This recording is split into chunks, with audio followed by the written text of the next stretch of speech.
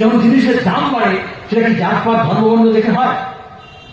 Petrol diesel kerosene তেলের দাম কত বাড়লো, আর টাকার দাম কত কমলো গত কয়েক বছরে?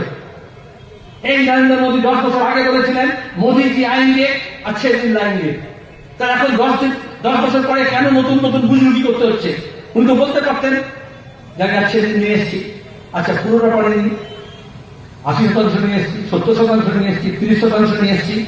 লকডাউন আর নোটবন্দির পরে এদেশের মানুষ, শুধু বাংলা না, সবাই এক ধাপ নিচে নেমেছে।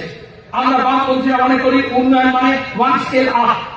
হেমন্ত সোরেন জেলে গেল, অরবিন্দ কেজরিওয়াল জেলে গেল, আর শিক্ষক নিয়োগের দুর্নীতি, ওই যে কাপুর শুনছিলেন, সব কাপুর সব কাগজে রোজ বলছিল। মমতা কা কা টুকু করে কোকিলের স্বর বলছে, কাকের স্বর বলছে, কিন্তু কাকুর স্বরটা দিতে চায় না, এসএসকে আটকে রেখে দিয়েছিল। আর সিবিআই ইডি 6 মাস ধরে চেষ্টা করেছে ওই গলার স্বরটাকে বার করতে হবে। তারপরে হাইকোর্ট বারবার বললো ওটা বেরোলো। রিপোর্ট পেয়েছেন? আচ্ছা, একটা ব্লাড টেস্ট করতে গেলে, একটা করোনা টেস্ট করতে গেলে, একটা কফ পরীক্ষা করতে গেলে, এমনকি মল পরীক্ষা করতে গেলে কদিন লাগে? আর সেন্ট্রাল গভর্নমেন্টের ল্যাবরেটরিতে পাঠানো হয়েছে, যেহেতু ওটাতে অভিষেক ব্যানার্জির টাকা নেওয়া দেওয়ার হিসেব আছে, ওই জন্য কাকুশ্বরের রিপোর্টটা বিজেপির কেন্দ্রীয় সরকার জমা দিচ্ছে না। কয়লা পাচার কাণ্ডে, গরু পাচার কাণ্ডে, শিক্ষক নিয়োগের কাণ্ডে এই অভিষেক ব্যানার্জি সব নাম, মমতা ব্যানার্জি আরএসএস এর মোহন ভাগবতকে ধরে আর মোদী অমিত শাহকে ধরে বার করে দিয়েছেন চার্জশিট থেকে। হাজার হাজার ছেলে মেয়েদের নামে মিথ্যা মামলা দেওয়া হচ্ছে, কোথাও গাজার কেসের নামে, কোথাও হিন্দু কেসের নামে। যে কোনো জেলে যান, আমাদের যখন আইন অমান্য হয়েছে তখন তারা যারা জেলে গিয়েছে তারা বলেছে এত অসহায় লোকজন জেলের মধ্যে রয়েছে, তারা জানে না কেন জেলের মধ্যে আছে। তৃণমূলের লোকজনের বিরুদ্ধে মিথ্যা মামলা করা হয়েছে, আর পুলিশকে দিয়ে বলা হচ্ছে তুমি কাজ করো তৃণমূলের, তাহলে তোমাকে আমার ওই মামলায় ঢুকিয়ে দেওয়া হবে। এটা গণতন্ত্র?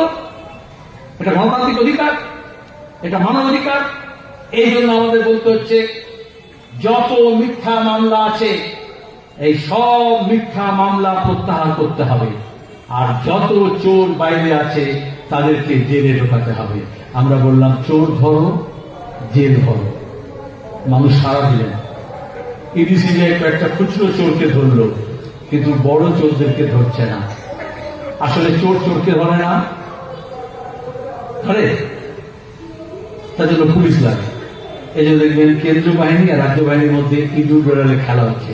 টম জেরি যেরকম খেলা হতো না, একে তারা করছে, ওকে তারা করছে, রোজ ইডি, সিবিআই, সিআইডি, পুলিশ। আমরা ছোটবেলায় ওই চোর পুলিশের খেলা খেলতাম, 4টে পুড়িয়া বানাতাম কাগজে। এখন তো সব নানা রকমের খেলা এসে গেছে, অনেক উপাচার আছে। একদম সামান্য, তাতে চোর, পুলিশ, দারোগা লেখা যাচ্ছে না, আর কি লেখা যাচ্ছে, ডাকাত। এখনো খেলা হয়, কিন্তু এখন পুলিয়াটা অন্য। এখন ওখানে পুলিশ পুলিশ খেলা হয়, কারণ চোর ডাকাতরা পার্লামেন্টে আর নবান্নতে গিয়ে বসে গিয়েছে। এই জন্য ওই পুলিয়ার মধ্যে চোর আর ডাকাত নেই। একবার কেন্দ্রীয় পুলিশ যাচ্ছে মার খাচ্ছে, একবার রাজ্য পুলিশ যাচ্ছে মার খাচ্ছে, আর চোর ডাকাতরা মারামারি করে লুট করে যাচ্ছে। আসলে দিল্লিতে মোদির লুট আর রাজ্যে দিদির লুট। এই এক লুটেরা আর এক লুটেরাকে ধরবে না। এই জন্য আমরা বলেছিলাম গ্রাম জাগাও, চোর তাড়াও। আজকে আমরা বলতে পারি বাংলার মানুষের প্রতি আমাদের শ্রদ্ধা আরো বেড়ে গিয়েছে। এটাই আমাদের ঐতিহ্য।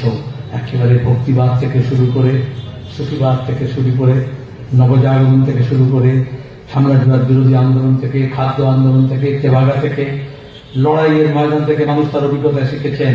আর এই জন্য চোর তাড়ানোর জন্য তারা এক কাট্টা হয়েছেন। অনেকে বলছে কংগ্রেস আর বাম কেন এক কাট্টা হল। আচ্ছা, গ্রামে বা পাড়ায় যদি আগুন লাগে, যদি লাগে, যায় না, খোদার কাছ থেকে লেগে যায়, তো আপনি চিৎকার করেন আগুন আগুন বলে, সবাই ছুটে আসে, যে যা পারে বালতি নিয়ে, বদনা নিয়ে, যার কাছে যা আছে, আজকাল তো প্লাস্টিকের বোতলের জল থাকে, সেগুলো নিয়ে চলে আসে, আগুন নেভাতে চায়। তখন কি কেউ ঝগড়া করে কে পানি বলে আর কে জল বলে? তাহলে দেখবেন তৃণমূলের শুভপ্রসন্ন ও বলছে পানি কে বলবে আর জল কে বলবে। আচ্ছা, আমরা পয়লা বৈশাখ করি, হাল খাতা হলো পয়লা বৈশাখ বলি। আমরা তো প্রথম বৈশাখ বলি না, আমরা সালতামামি বলি, আমরা হাল খাতা বলি। আমাদের একটা মিশ্র সংস্কৃতি।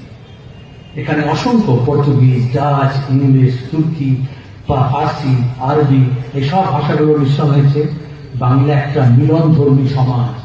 রবীন্দ্রনাথ বলেছেন, যেখানে নদীমাতৃক দেশ, নদী জনপদকে ভাগ করে দেয় আর দুপাশের মানুষ তাদের মধ্যে মিলনের আকাঙ্ক্ষা তৈরি হয়। তার এই জন্য আমাদের জারি গান, সারি গান, ভাটিয়ারি গান, আমাদের লোকগীতিতে একটা আবেদন আছে, একটা ডাক আছে, একটা সুর আছে।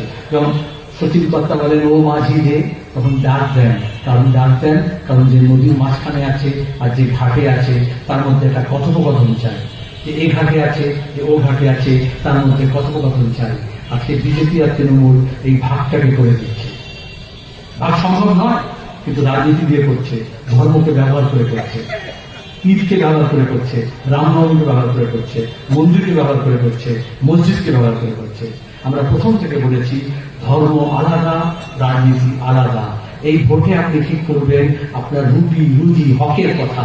এই ভোটে আমাদের মন্দির মসজিদ ঠিক হবে না, আমাদের রাস্তা, আমাদের বিজলি বাতি, আমাদের বিদ্যুতের মাসুল, আমাদের ডিজেলের দাম, আমাদের খাবারের দাম, আমাদের কৃষকের ফসলের দাম, আমাদের সারের উপলব্ধতা, আমাদের সারের দাম, আমাদের সারের ভর্তুকি, আমাদের কীটনাশক সস্তায় পাওয়া যাবে কিনা, বীজ সস্তায় পাওয়া যাবে কিনা, কৃষক তার ফসল বেচতে পারবে কিনা নিজের দামে, আমাদের ছেলেমেয়েরা এই রাজ্যে কাজ পাবে অথবা পরিযায়ী শ্রমিক হবে, এইসব ঠিক করতে হবে।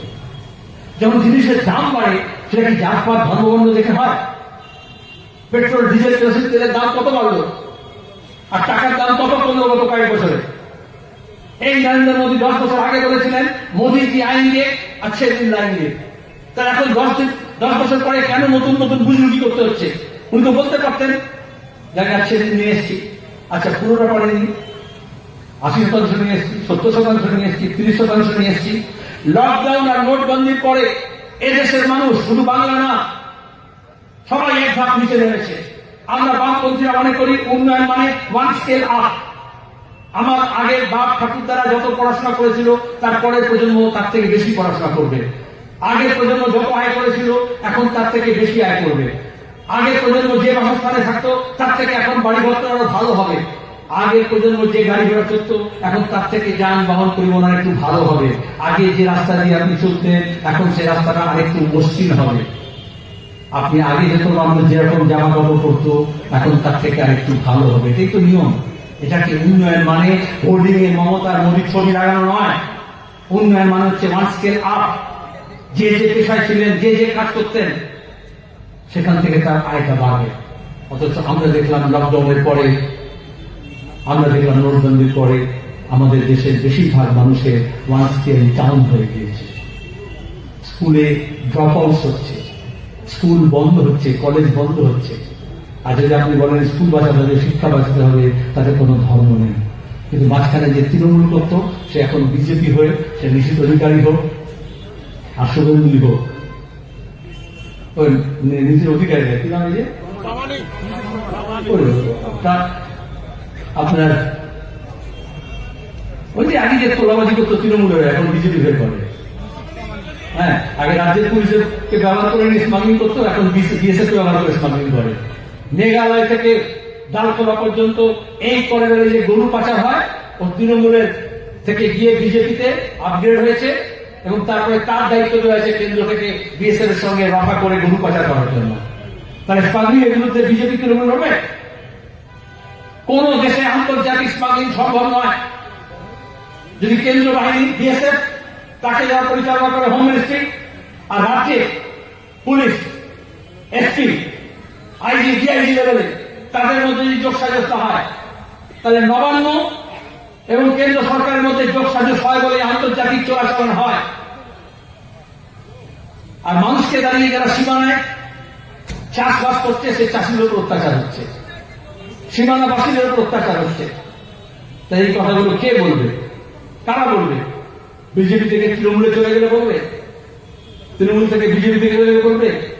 আজকে দাঁড়িয়ে বামপন্থীরা আমরা জোরালো গলায় বলতে পারি, যারা চাকরির জন্য লড়ছে, কাজের জন্য লড়ছে, পেশার জন্য লড়ছে, যারা রুটি রুজির জন্য লড়ছে, যারা হকের জন্য লড়ছে, সেই লড়াইয়ের ময়দান থেকে নতুন প্রজন্মের ছেলে মেয়েদেরকে আমরা তৈরি করেছি, যারা বাংলার ভবিষ্যৎ তৈরি করবে। বাংলার ভবিষ্যৎ তৈরি করার জন্য বাংলার মানুষের ঐক্য তৈরি করবে। সে রাজবংশী হতে পারে, সে আদিবাসী হতে পারে, সে পাহাড়বাসী হতে পারে, সে তপশিলি হতে পারে, সে মুসলমান হতে পারে, সে গঙ্গা পাড়ের এপারে হতে পারে, সে ওপারে হতে পারে। তাদের ঐক্য দরকার।